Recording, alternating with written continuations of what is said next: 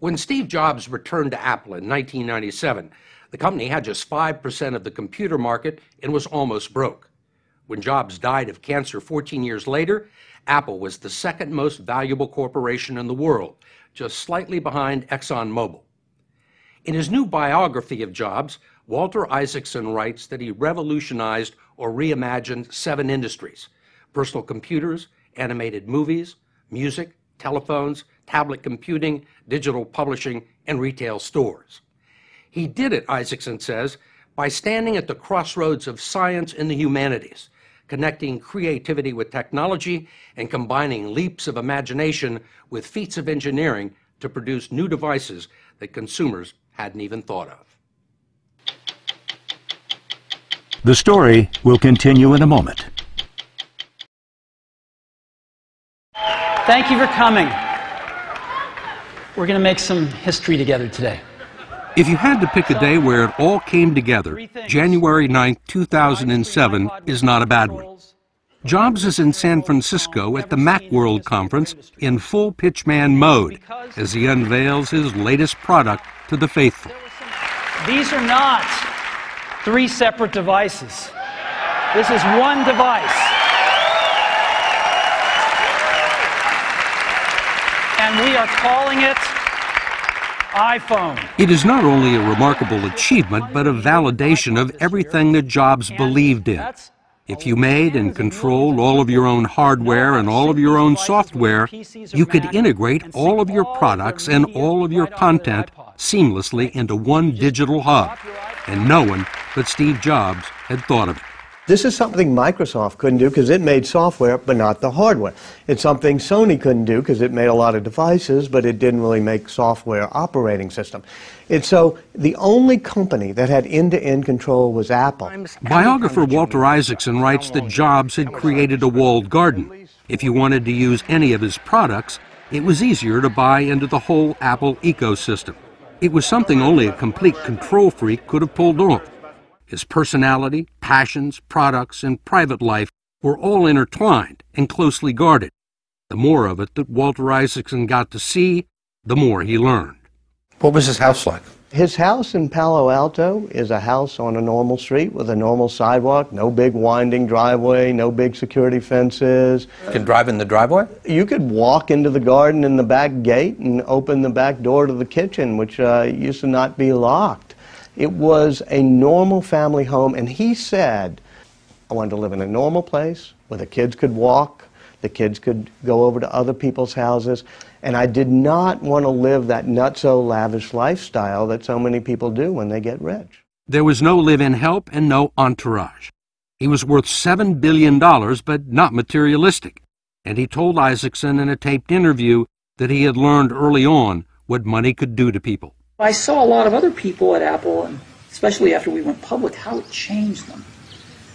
And a lot of people thought they had to start being rich. So they would, I mean, a few people went out and bought Rolls Royces, and they bought homes, and their wives got plastic surgery, I saw these people who were really nice, simple people turn into these bizarro people. And I made a promise to myself. I said, I'm not going to let this money ruin my life. Do you have a picture of the family? Oh, sure. Look, Isaacson showed us some personal family pictures that Jobs had given him for his book shortly before he died. It was a look into a part of Jobs' life that few people had seen. This is Lorene, that's Aaron, Reed, Eve, and this is on their family vacation. Jobs married Lorene Powell 20 years ago, a former investment banker who could hold her own with her mercurial husband. And she's a great balance. He knows to pick strong people to be around him, and he sure did when he married Lorene. Now, this is Reed, his son. Reed is very much like his father, except for he has his mother's kindness. Eve is a great horseback rider. Eve, I think, might someday be in the Olympics with horseback riding. Aaron has a great sense of design. He's a really cool kid. His fourth child is Lisa Brennan Jobs, the daughter Jobs had with his girlfriend 33 years ago and neglected for more than a decade, until she moved in with the family as a teenager. Isaacson said their reconciliation was important to Jobs because his own birth parents had abandoned him. He felt there was a hole He felt something was missing. In 1986, he began searching for his biological mother and found Joanne Scheibel Simpson living in Los Angeles. Did she know that her son, the son that she gave up, was Steve Jobs? No, but she says to him, there's one thing I have to tell you. You have a sister, and the sister I raised, we did not put up for adoption. And I must tell her, because I've never told this. And the sister turns out to be Mona Simpson, the novelist. And Mona Simpson and Steve Jobs totally bond, separated at birth, as they say. And then they go on a quest, a journey, to find the birth father. Especially Mona wants to find what she calls the lost father. Eventually, they locate Abdul Fattah John Jandali, a Syrian-American with a Ph.D. in political science who is managing a restaurant in Sacramento. But as Jobs tells Isaacson on tape, he decides to let Mona go meet him alone. When I was looking for my biological mother, obviously, you know, was looking for my biological father at the same time. And I learned a little bit about him, and I didn't like what I learned. And I asked her to not tell him that we had ever met and not tell him anything about me.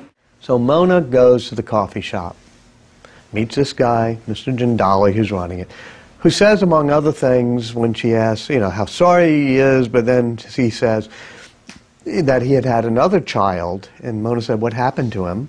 He said, oh, I don't know, we'll never hear from him again. And then he says, I wish you could have seen me when I was running a bigger restaurant. I used to run one of the best restaurants in Silicon Valley. Everybody used to come there. Even Steve Jobs used to eat there. And Mona is sort of taken aback and bites her tongue and doesn't say, Steve Jobs is your son. But she looks shocked. And he says, yeah, he was a great tipper. And I was in that restaurant once or twice, and I remember meeting the owner, who was from Syria, and it was most certainly him. And I shook his hand, and he shook my hand, and that's all. And Jobs never spoke to him, never talked to him, never got in touch with him, never wanted to see him. Not even when Jobs was on his deathbed. The cancer that eventually killed him was discovered accidentally while he was being checked for kidney stones back in 2004. A CAT scan showed a shadow on his pancreas that turned out to be a malignant tumor. And then they do a biopsy, and they're very emotional. They say, this is good. It's one of these very slow-growing 5% of pancreatic cancers that can actually be cured. But Steve Jobs doesn't get operated on right away. He tries to treat it with diet. He goes to spiritualists. He goes to various ways of doing it macrobiotically, and he doesn't get an operation. Why doesn't he get it operated on immediately? You know, I've asked him that. He said, I didn't want my body to be open. And soon everybody is telling him, quit trying to treat it with all these roots and vegetables and things. Just get operated on. But he does it 9 months later. Too late. Well, one assumes it's too late because by the time they operate on him, they notice that it has spread to the tissues around the pancreas. How could such a smart man do such a stupid thing? Yeah, I think that he kind of felt that if you ignore something, if you don't want something to exist, you can have magical thinking. And it had worked for him in the past. He regretted, you know, some of the decisions he made. And certainly, I think he felt he should have been operated on sooner. Jobs acknowledged his surgery but soft-pedaled the seriousness of the situation. Isaacson writes he continued to receive secret cancer treatments even though he was telling everyone he had been cured. And that is what people believed until 2008.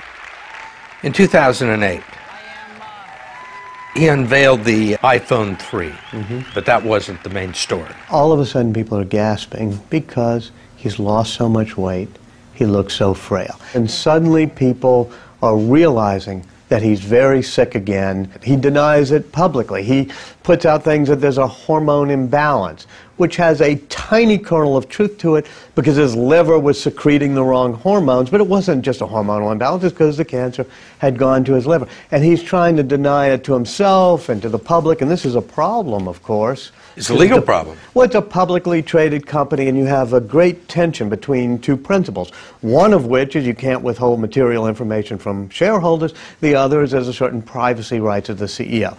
Jobs finally took a medical leave of absence and in March of 2009 received a secret liver transplant in Memphis that wasn't publicly acknowledged until 3 months later. The doctors who did the operation could tell that the cancer had spread. But Jobs returned to work to unveil the iPad and continued working right up until the end. What were those last 2.5 years of his life like? He talked a lot to me about what happened when he got sick and how it focused him.